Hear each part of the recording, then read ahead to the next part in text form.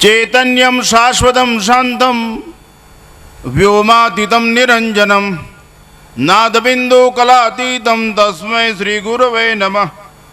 अखण्डमण्डलाकारं व्याप्तं येन चराचरं तत्पदं दर्शितं येन तस्मै श्रीगुरवे नमः। ध्यानमूलं गुरुर्मूर्ति पूजामूलं गुरुर्पदं मंत्रमूलं गुरुर्वाक्यं मोक्षमूलं गुरुर्कृपा। व्यासपीठ पर दिव्य प्रकाशमान भगवान कृष्णचंद्र परमात्मा वांगमय स्वरूप एवं वक्ता महोदय, मंचासीन सम उपस्थित संत वृंद विप्र वृंद धर्मानुरागियों नमस्कार। श्रीमद् भागवत कथा है कृष्ण चरित्र है। चाहे रामचरित्र हो, चाहे कृष्ण चरित्र हो, देवी चरित्र हो, शिव चरित्र हो, सच्चरित्रનું ગાન અને પાન કરવાથી મનુષ્યના જીવનની અંદર ભાન આવે છે, એનું અંતઃકરણ શુદ્ધ થઈ જાય છે। આ દિવ્ય ચરિત્ર છે, આનું પાન કરવું જોઈએ। એક મનુષ્ય જન્મ જ એવો છે જેમાં કાનથી ખાઈ શકાય, બાકી બધીઓનીમાં મુખથી ખાવાનું સુખ। મનુષ્યોનીમાં ભદ્રન કરણે ભી શૃણુયામ, તમારું કલ્યાણ થાય જો કાનથી સાંભળો તો। આ કથા એ શ્રવણ ભક્તિ છે, કાનથી સાંભળવાની છે। આ મરી ગયા પછી મોક્ષ આપવા માટે સિક્કો મારેલી કથા નથી, એ નરી મૂર્ખતા છે। આ દિવ્ય જીવન જીવવા માટેની કથા છે। કૃષ્ણ મરી ગયેલાને જ મોક્ષ આપે, જીવતા ને જીવતા ન શીખડાવે એવું છે નહીં કાંઈ। આ ડિવાઇન લાઈફ છે, ડિવાઇન ચરિત્ર છે। કૃષ્ણસ્તુ ભગવાન સ્વયં। આ પોથી તમે માથે ઉપાડી નહીં લાવ્યા હશો, ગામમાં ઢોલ વગાડીને પોથી યાત્રા કાઢી હશે। તમે આખા ગામમાં ડવ પરિવારે મેરામભાઈ ડીમ ડીમ વગાડ્યું હશે, ઢોલ નગારા સગાવાલા બ્રાહ્મણો સાધુ સંતો દ્વારા કે આ ગ્રંથ અમે માથે ઉપાડ્યો છે। અમે ભંગાર વસ્તુ માથા ઉપર નથી મૂકતા, અમારો ઉદ્ધાર કરે એવો ગ્રંથ માથે મૂક્યો છે। અમને ભાન થાય એવો ગ્રંથ અમારી માથે છે। આ ગ્રંથ અમારી બધી ગ્રંથિઓનું ભેદન કરી નાખશે, અમને એક પંથ બતાવશે કે આ રસ્તે ચલાય। મહાભારતના વન પર્વમાં આવે ક દિક્ક ક પંથા, ક્યા રસ્તે ચાલવું। મહાજનાગતા યેન પંથા, મહાપુરુષો જે રસ્તે ચાલ્યા હોય એ રસ્તા ઉપર ચલાય। સંતો પાસે દિશા હોય છે, સંતો પાસે દ્રષ્ટિ હોય છે, એની સૃષ્ટિ ઈશ્વરમય હોય છે, અહંકારમય નહીં। આ ગ્રંથ માથે લાવ્યા, આ પારાયણ બેસાડ્યું ઈશ્વર પરાયણ થવા માટે। આપણે ઈશ્વર પરાયણ નથી, આપણે વિષય પરાયણ છીએ, વસ્તુ પરાયણ છીએ। આપણે રાગના અને મોહના ગુલામ છીએ। વિષયનો જે ભોગી હોય રાગનો ગુલામ કહેવાય, વસ્તુનો ભોગી હોય મોહનો ગુલામ કહેવાય। મોહ સકલ વ્યાધિનકર મૂલા, બધી વ્યાધિનું મૂળ મોહ છે, બધા અનર્થોનું કારણ જ છે મોહ। ભગવાન પ્રત્યે મોહ થાય તો એ પ્રેમ ગણાય, પણ વસ્તુ અને વિષય પ્રત્યે પ્રેમ થાય તો એને મોહ કહેવાય। કારણ કે અંતવાળી વસ્તુ છે એ કોઈ દિવસ અનંત તરફ લઈ જાય નહીં।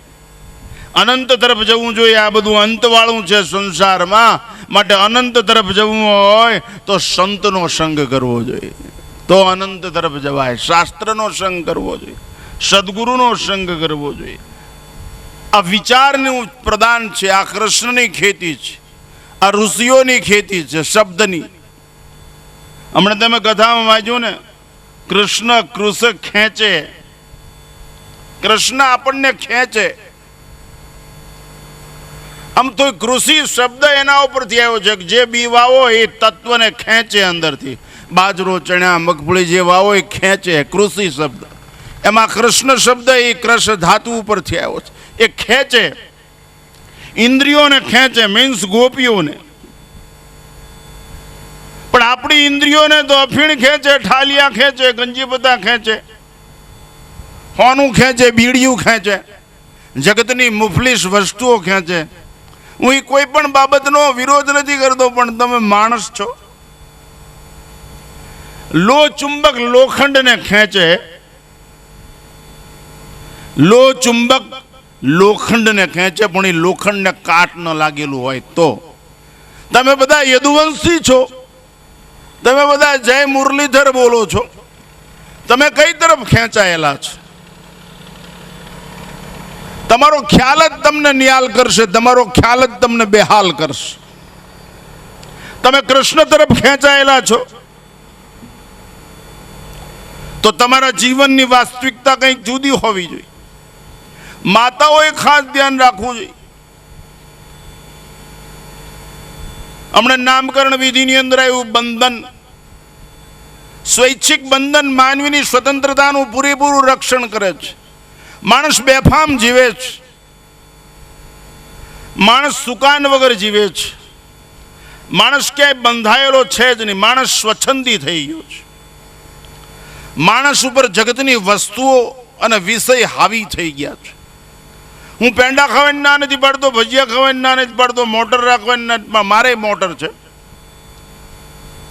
શરત છે, ઈશ્વરથી કાંઈ મોટું નહીં, ઈશ્વરથી કાંઈ સર્વસ્વ નહીં, ભગવાનના ભોગે કાંઈ ન જોઈ, કૃષ્ણના સમ ખાઈને એક વીઘો જમીન ન જોઈ. બંધન, વૃક્ષો બંધન ન સ્વીકારે તો વૃક્ષ ઊભું રહે. આંબો પૃથ્વીનું બંધન ન સ્વીકારે તો આંબો ઊભો કેવી રીતે, અને કેરી કેવી રીતે આવે, મોર કેવી રીતે આવે. રામસાગરના ગમાનું બંધન તાર ન સ્વીકારે તો એમાંથી સુરાવલીઓ કેમ નીકળે? બે કિનારાનું બંધન નદી ન સ્વીકારે તો સાગર સુધી કેમ પહોંચે? Walk between two line. બંધન સ્વીકારવું જ જોઈએ. ભક્તએ ભગવાનનું બંધન સ્વીકારવું જોઈએ, સેવકે સ્વામીનું બંધન સ્વીકારવું જોઈએ, પત્નીએ પતિનું બંધન સ્વીકારવું જોઈએ, શિષ્યએ ગુરુનું બંધન સ્વીકારવું જોઈએ. આજ બંધન છે. બંધન સ્વીકાર્યું હોત તો ઈશ્વર તમારી પાછળ દોડે. સદગુણનું બંધન જોઈ, સદાચારનું બંધન જોઈ.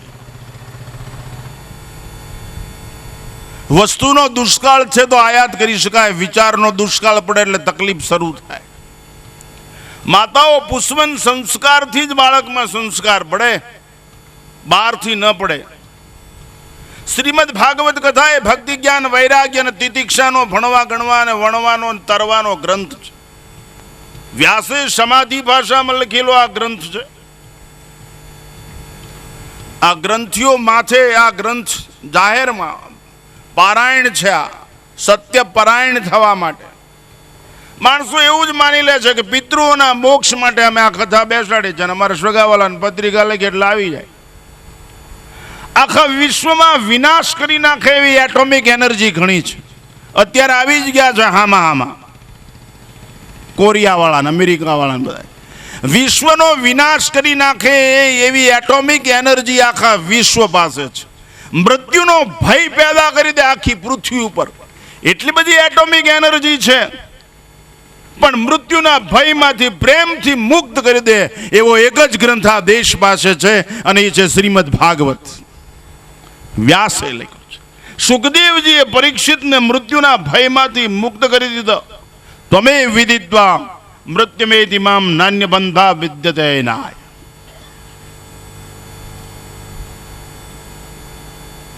આપણા ચિત્તમાં જ્યાં સુધી ભગવાન નહીં હોય ત્યાં સુધી આપણું હિત નહીં થાય.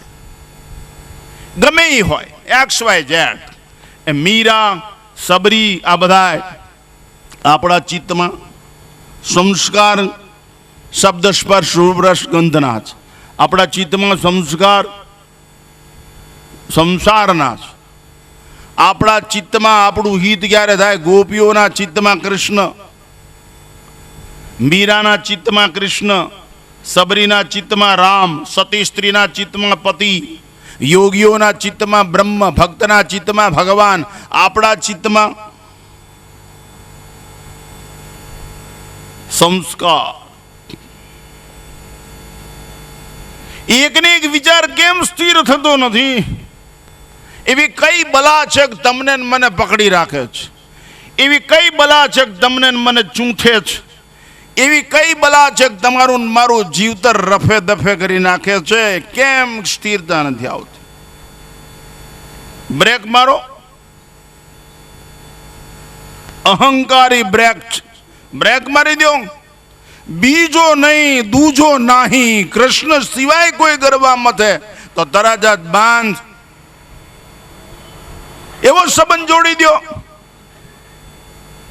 6 ફૂટના પૂતળાને કોઈ વ્યક્તિ કાંઈ કરી શકે નહીં. મારા મનની અંદર વિચાર આવ્યો છે કે કૃષ્ણ સિવાય બીજું કાંઈ નહીં. મારી બુદ્ધિએ નિર્ણય કર્યો છે કે મંજૂર છે કૃષ્ણ જ તે, બીજું કઈ આવશે જ નહીં. મારો અહંકાર એટલો પ્રચંડ શક્તિશાળી છે કે બીજું આવે તેનું જડબું તોડી નાખીશ. આટલી તૈયારી જોઈ. તો શ્રીમદ ભાગવત કથા એ મનુષ્યને રસિક બનાવવા વાળી છે. આપણે સરસ છે જ નહીં.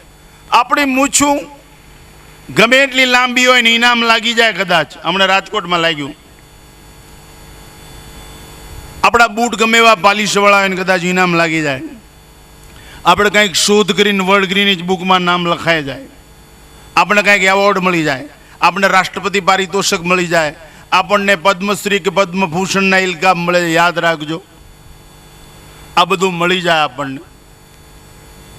એનાથી આપણું જીવન ધન્ય બનતું નથી. એનાથી આપણું જીવન મંગલ બનતું નથી. તમારી પાસે એટલી બધી તાકાત છે. આ મનુષ્ય દેહ પ્રાપ્ત થયો છે. અંદર ઈશ્વરને બેસવા દો.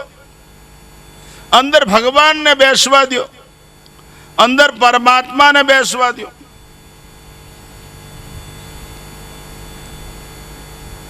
આપણે સરસ છે જ નહીં. ઘણા માણસો કે અમે સરસ છીએ, અમારું આખું કુટુંબ સરસ છે. કે કારણ કે અમારી પાસે 500 વીઘાની જમીન છે, વાડી છે. અમારી પાસે 5 કિલો સોનું છે, અમે સરસ છીએ. અમારી પાસે સારા કપડાં છે, અમે સરસ છીએ. ઘણા એમ કે અમે કેબિનેટ મિનિસ્ટર છીએ, અમે સરસ છીએ. સત્તાથી સરસ ન બનાય, સંપત્તિથી સરસ ન બનાય. એ બધા તરસવાળા છે. એ તરસે. એક વાર ખાઓ તો બીજી વાર ખાવું પડે, તરસ લાગે. માણસને એક વાર વસ્તુ ભોગવા પછી બીજી વાર ભોગવવી પડે, તરસ લાગે. આજ અહીં બેઠેલામાંથી હું પણ આવી ગયો. હાથ ઊંચો કરો લ્યો. છે તાકાત. તરસ ન લાગે. કાનને તરસ ન લાગે. આંખને તરસ ન લાગે. અરે મારું જીવન તડપે છે, મારું જીવન ઝૂરે છે.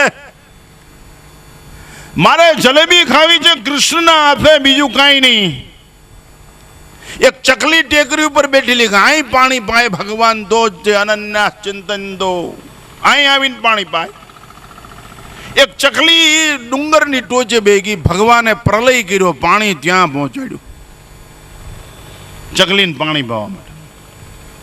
આપણે માણસ છીએ, છે સરસ. સરસ થવા અરીસા સામે જઈ છીએ. સરસ થવા કરોડો રૂપિયા બેંકમાં જમા કરી છે. સરસ થવા માટે તેની કેટલા વિટામિનના ટીકડા ખાય છે. સરસ થવા માટે સવારમાં કેટલાયને ડેલીમાં ઠાલિયા પીવા, અફીણ પીવા બોલાવરાવી છે. સરસ થવા માટે કેટલાયને દારૂ પીવા બોલાવી છે, ઘરમાં દારૂ રાખી છે. કૃષ્ણના વંશજો, યદુવંશીઓ, મુરલીધરો, આ અભિશાપ છે. યશોદા કા ખાના, यह है कंस का जमाना. આહિરના ઘરની અંદરથી દારૂ નીકળે તો એની માએ પથ્થર જન્મો હોત તો સારું હતું. ગરીબ માણસની દિવાલમાં કામ આવે.